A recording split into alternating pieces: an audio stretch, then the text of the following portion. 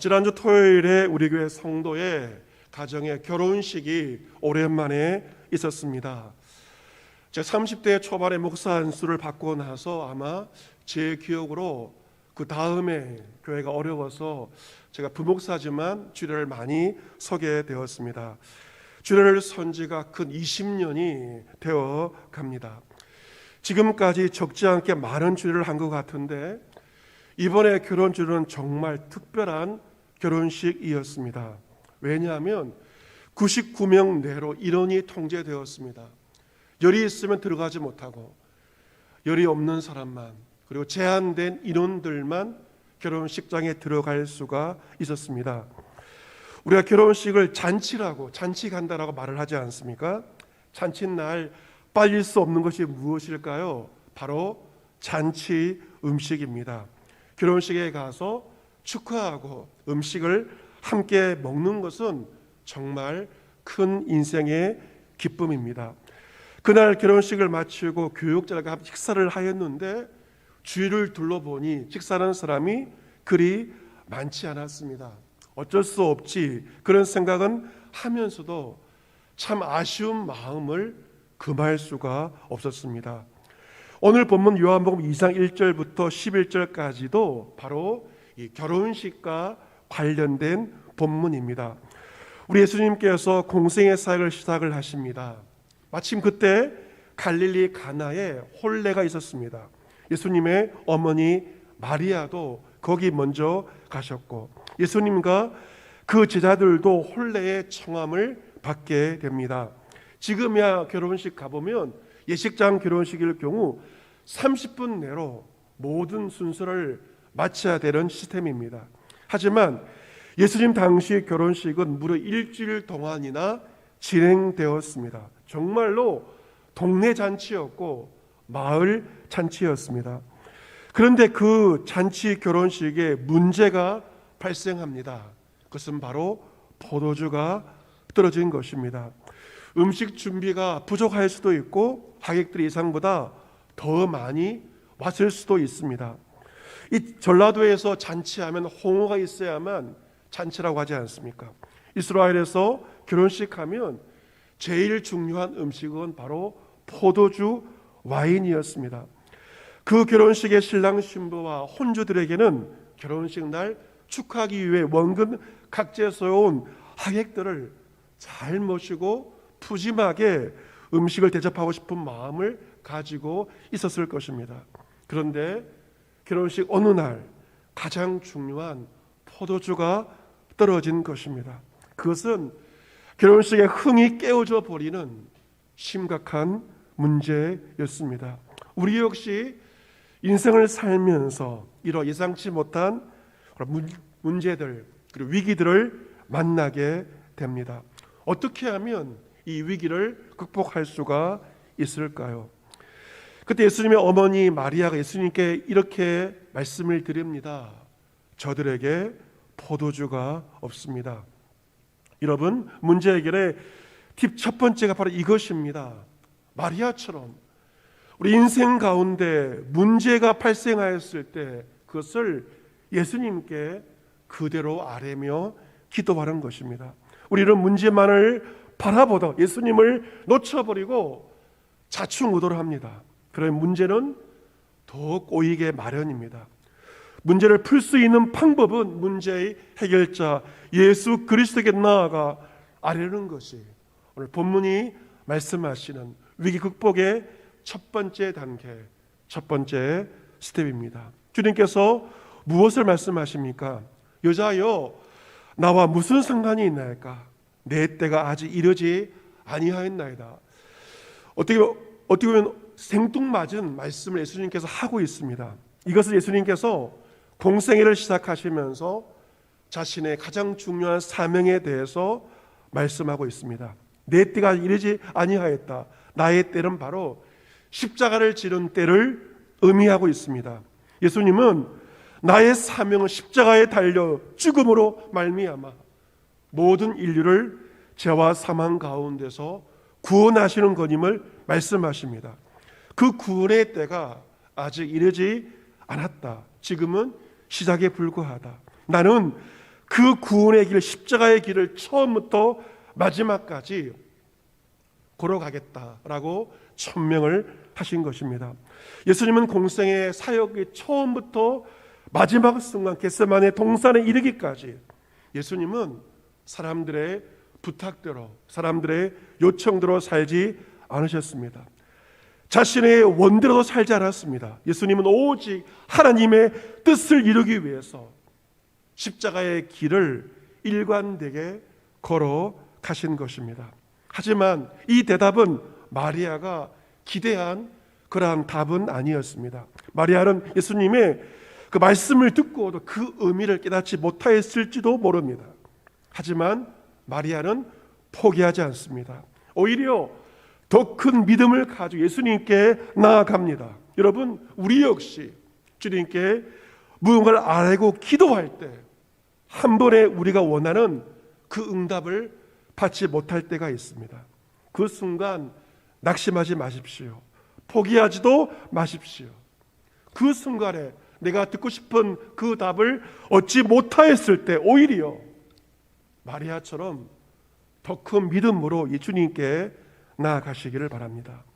5절 말씀 같이 한번 읽어보도록 하겠습니다. 5절 같이 읽습니다. 시작. 그의 어머니가 하인들에게 이르되 너에게 무슨 말씀을 하시든지 그대로 하라 하니라. 아멘. 마리아가 하인들에게 어떻게 말합니까? 예수님께서 무슨 말씀을 너에게 하시든지 그대로 하라는 것입니다.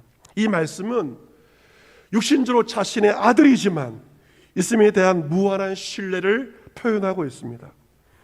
예수님에 대한 절대적인 믿음을 가질 때만 무슨 말씀을 하시든지 그 말씀에 토를 달지 않고 순종할 수 있습니다. 여러분, 순종은 무엇입니까? 나의 생각을 덧붙이는 것이 아닙니다. 주님만을 신뢰하고 그의 말씀에 그대로 따르는 것, 그대로 하라, 그대로 따르는 것이 바로 진정한 순종입니다. 주님은 어떤 말씀을 하십니까? 하인들에게 말씀하시죠. 항아리에 물을 채우라, 항아리에 물을 채우라고 말씀하십니다. 그 혼인잔치 열리는 그 집에 유대인의 정글 예식을 따라서 두세 통들은 돌 항아리 6개가 놓여 있었습니다. 그 항아리는 손 씻는 물을 담아두기 위한 용도로 쓰이고 있었습니다. 여러분, 지금 부족한 것이 무엇입니까? 물이 아니라 포도주입니다. 하지만 주의 말씀은 무엇입니까? 돌 항아리 6개에 물을 채우라 말씀하십니다. 이 두세 통 든다는 것은 요즘 도량령으로 환산하면 약 75리터입니다. 항아리가 6개 있으니 다 합하면 450리터입니다. 이것은 적은 양이 결코 아닙니다. 하인들이 아무리 생각해도 말되지 않는 것을 예수님께서 명령하고 있습니다. 하지만 하인들은 그 빈 항아리에 아기까지 물을 채웁니다. 여러분, 하인들이 채운 것은 물이 아닙니다. 무엇일까요? 순종입니다. 하인들은 빈 항아리에 물을 채우면서 물이 아니라 그들의 순종을 채운 것입니다. 여러분, 순종은 입으로 하는 것이 순종이 아닙니다.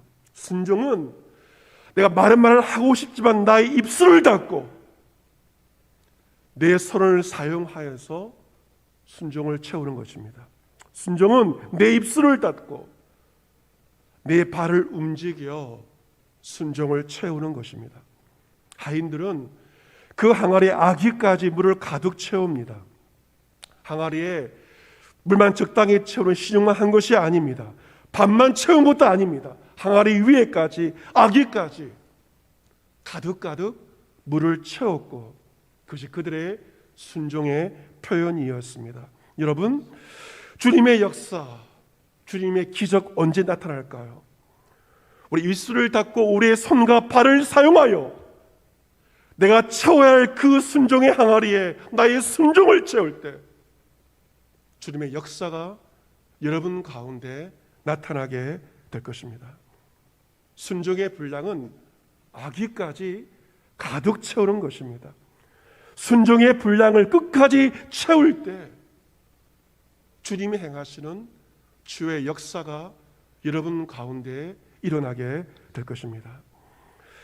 하인들이 항아리에 아기까지 물을 채우는 것을 주님께서 보시고 주님은 한 단계 더 높은 명령을 내리십니다. 이제는 그 물을 떠서 연회장에게 갖다 주라.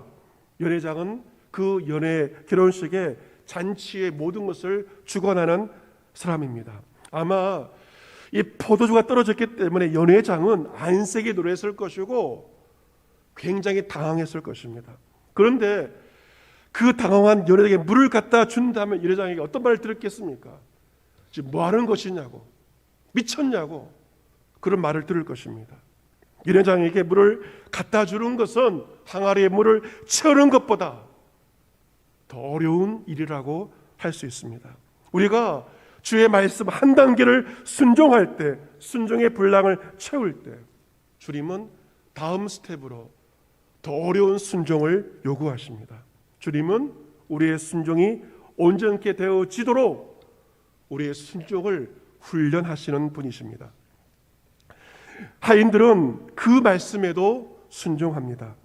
그 물을 떠서 연회장에게 갖다 주었습니다. 그런데 연회장은 물이 아닌 물로 된 포도주를 맛보게 되었다고 오늘 본문에 기록되어 있습니다. 여러분, 그 물이 언제 포도주로 바뀌었는지 시점이 본문에 나와 있지 않습니다.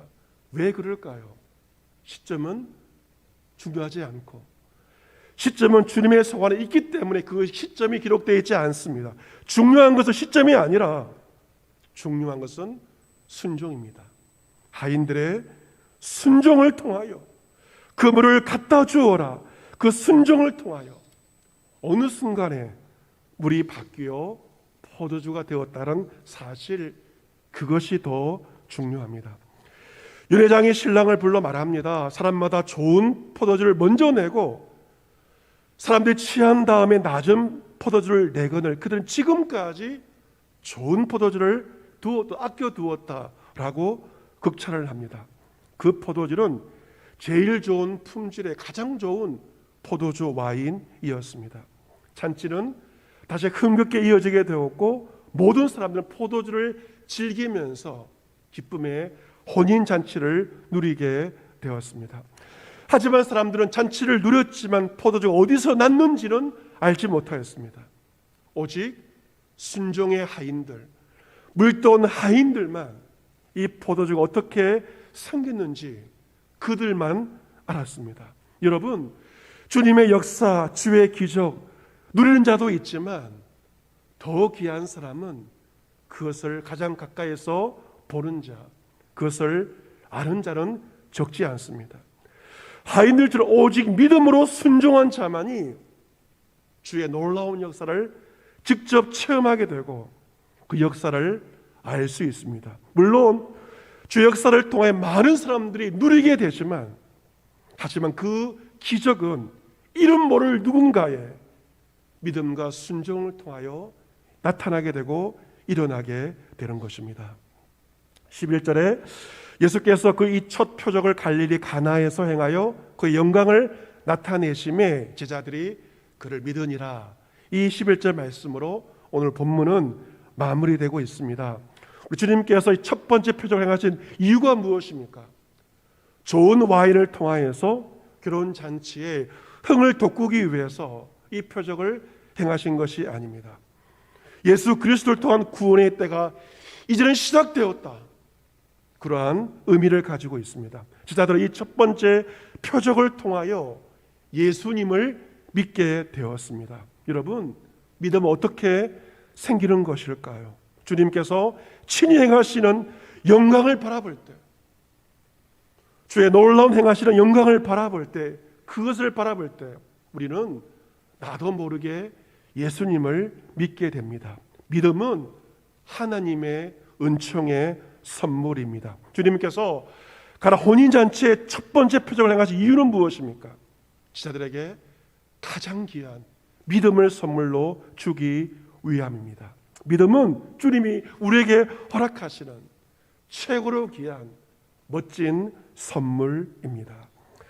사랑하는 성도 여러분, 우리 역시 인생 가운데 예기치 않는 문제들을 만나게 되고 위기를 만나게 됩니다.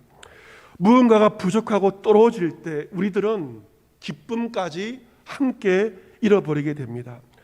날씨가 추운 날 교회 로비에 난로가 있습니다. 히터가 있는데 기름이 떨어져 버리면 마음까지 썰렁해지게 됩니다.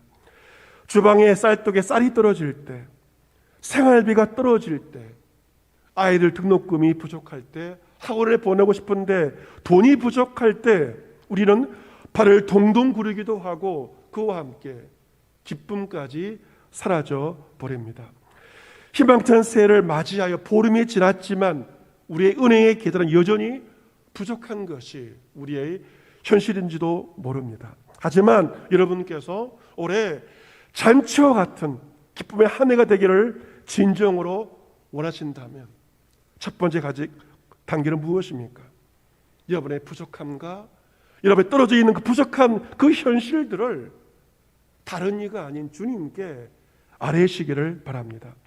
기도가 참으로 중요합니다. 저는 지난 한 주간 기도 주간을 보내었습니다. 경기도 가평 오래간만에 가보니 올해 가장 추운 날 경기도 가평에 갔습니다. 그 주위의 강은 꽁꽁 얼었고 눈까지 내리는 겨울을 제대로 보고 내려오게 되었습니다. 그 조용한 필그림 하우스에 머물면서 여러분께서 보내주신 기도의 제목을 하나님께 그대로 아뢰었습니다. 마지막 날 기도를 하는데 저희 입술에 어떤 고백이 되었냐면 주여 지금 회복해 하옵소서. 이 말씀이 제 가운데 기도가 나왔습니다. 그 기도를 드리면서 너무나 감사했습니다. 회복의 역사가 시작되었다는 영적인 확신이 제 가운데 있었고 저는 홀가분하게 기도원을 내려왔습니다. 회복의 역사의 시발점 무엇입니까? 우리의 부족한 현실을 있는 그대로 주님께 아뢰일 때 기도를 통하여서 주님은 기도를 들으시고 회복의 역사를 시작하십니다. 여러분께서 기도하실 때 이것이 부족합니다. 이것이 모자랍니다. 여러분이 기도할 때 주님은 여러분에게 분명히 답을 주실 것입니다. 말씀을 주실 것입니다. 주의 말씀이 무엇이든지 간에 순종하시기를 바랍니다.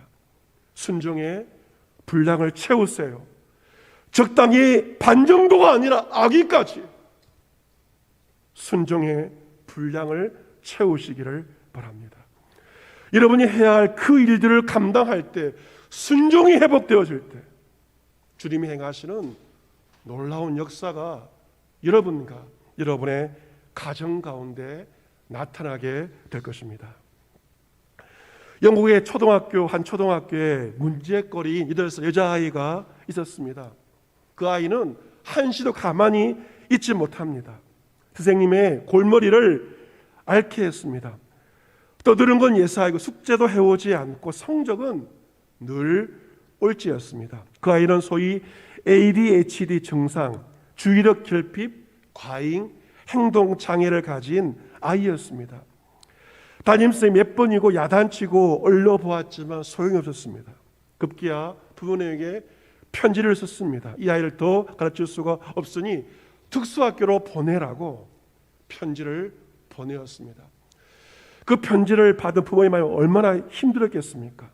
부모님은 다음날 아이를 곱게 옷을 차려입게 하고는 남자 상담사를 찾아갔습니다. 그 상담사는 그 아이에게 어제 앉아있으라고 하고 부모와 함께 그 방에서 나왔습니다. 나가면서 아름다운 음악이 흘러나오는 라디오를 틀어놓았습니다. 상담사는 밖에서 어머니에게 조그만 구멍으로 아이를 보게 하였습니다. 그때 놀라운 일이 벌어졌습니다. 그 아이가 음악에 맞춰 춤을 추는데 춤을 너무도 잘 추는 것이었습니다. 그 상담사가 말합니다. 이 아이는 춤에 마른 재능이 있는 아이입니다. 가만히 앉아있게 하는 것이 이 아이에게 너무도 힘든 고통입니다. 어머니는 그 상담사의 말을 듣고 감격에 눈물을 흘렸습니다. 이튿날 어머니는 아이를 데리고 댄스 연습실로 갔습니다. 아이는 춤이 너무나 재미가 있어서 학교에서도 집에서도 매일 춤을 추게 되었고 춤은 그 아이의 인생이 되었습니다. 그 여자아이가 20세기 위대한 발레리나이자 안무가인 영국의 질리안 리입니다. 이 영국이 바로 뮤지컬로 유명하지 않습니까? 지금이야 갈 수 없죠. 영국은 전 세계 사람들이 가서 보는 뮤지컬의 나라가 바로 영국입니다. 그녀에 의해서, 질리안 리에 의해서 그 유명한 캐츠, 오페라의 유령 같은 멋진 뮤지컬 작품들이 만들어지게 되고 그녀는 영국을 빛낸 이름난 여성이 되었습니다. 참으로 힘든 상황이었지만 남자 상담사를 만나고 그 말을 들었을 때 그의 삶은 놀랍게 바뀌어지게 되었고 멋진 인생이 되었습니다. 누구를 만나서 누구의 말을 듣느냐가 한 사람의 인생을 좌우합니다. 영국의 명문 케임브리지 대학교에서 어느 날 종교학과 시험을 치게 되었는데 그 문제는 다음과 같았습니다. 예수님께서 물을 포도주로 바꾼 사건에 대한 종교적 의미를 서술하시오. 어려운 문제였습니다. 다른 학생들은 열심히 답안지를 써내려 가는데 한 학생만큼은 가만히 앉아 있습니다. 모든 학생들이 답안지 출하고 나갈 때까지 그러고 앉아만 있습니다. 시험 시간이 얼마 남지 않아서 시험관 학생에게 다가가서 빨리 쓰고 나가라고 재촉합니다. 그제서야 그 학생은 답안지에 한 문장만 쓰고 나갔습니다. 그 답은 바로 물이 그 주인을 만나니 얼굴이 붉어졌더라.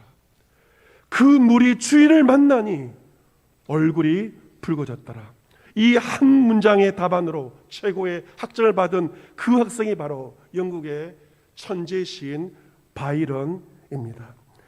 가나 혼인잔치에서 그 물이 그 주인을 만났을 때 얼굴이 붉어진 것처럼 부족하고 결핍이 많은 우리의 삶이지만 주인 되신 예수 그리스도를 만날 때 은총으로 말미암아 우리의 삶에는 물이 변화의 포도주가 되는 놀라운 변화와 기적이 나타나게 됩니다. 터키의 유명한 시인 히크메트라는 사람이 감옥에 쓴 진정한 여행이라고 하는 시가 있습니다. 그 시를 보면 가장 훌륭한 시는 아직 쓰여지지 않았다. 가장 아름다운 노래는 아직 불려지지 않았다. 최고의 날들은 아직 살지 않은 날들. 가장 넓은 바다는 아직 항해되지 않았고 가장 먼 여행은 아직 끝나지 않았다. 불멸의 춤은 아직 추워지지 않았으며 가장 빛나는 별은 아직 발견되지 않는 별. 무엇을 해야 할지 더 이상 알 수 없을 때 그때 비로소 진정한 무엇인가를 할 수 있다. 어느 길로 가야 할지 더 이상 알 수 없을 때 그때가 비로소 진정한 여행의 시작이다. 여러분, 우리 2021년을 맞이하여서 올 한 해의 삶을 여행하고 있습니다. 어느 길로 가야 할지 막막하기도 합니다. 하지만 그때가 비록 진정한 여행의 시작입니다. 여러분에게 최고의 날 아직 오지 않았습니다. 지금까지 이루어진 모든 것들은 예고편에 불과하고 최고의 날은 아직 오지 않았습니다. 우리 인생 가운데 이 여행을 통하여서 예기치 않은 부족함과 결핍과 위기가 우리에게도 찾아오게 될 것입니다. 하지만 오늘 말씀처럼 그 어려움 가운데 주님께 기도하고 주시는 말씀에 온전히 순종할 때 여러분의 삶에는 주가 행하시는 놀라운 일들이, 기적들이 나타나게 될 것입니다. 위기는 기회가 될 것입니다. 기대감을 가지고, 주를 향한 기대감을 가지고 올 한 해 믿음으로 그 모든 여정을 감당하시기를 바랍니다. 무슨 말씀을 하시든지 그대로 하라. 올 한 해, 이번 한 주 잃어버린 여러분의 순종을 회복하시기를 바랍니다. 순종이 회복될 때 여러분의 삶 가운데 축복과 기적이 나타나게 될 것입니다. 순종의 그 분량을 가득 채우로 말미암아 나의 삶의 모든 모자란 것들이 주의 아름다운 것으로 채워짐으로 말미암아 기쁨 가운데 날마다 잔치 같은 최고의 한 해를 보낼 수 있는 여러분 모두가 될 수 있기를 기쁨의 근원 대신 주 예수 그리스도의 이름으로 축복합니다. 아멘.